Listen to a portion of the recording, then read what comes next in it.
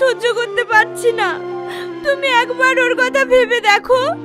আব্বা, আমি তোমার দুটো পায়ে পড়ি, তুমি এরকম ভুল কাজ করো না। আমাকে আগুনের কাছ থেকে দূরে সরিয়ে দিও না, আমি ওকে ছাড়া বাঁচবো না। আবার ওর নাম তোর মুখে? তুমি আমাকে মারতে মারতে মেরে ফেলো, তবু আমি চিৎকার করে বলবো আমি আগুনকে ভালোবাসি, আর আমি সারা জীবন ওর হয়ে থাকতে চাই। কি? তোর এত বড় কথা? এ তুমি কি করছো?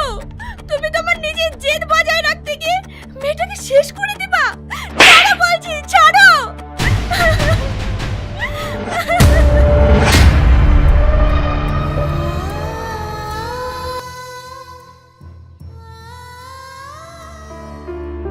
কি ব্যাপার, মেয়ের এমন অবস্থা কেন? হঠাৎ করে ওর শরীরটা খারাপ তো তাই।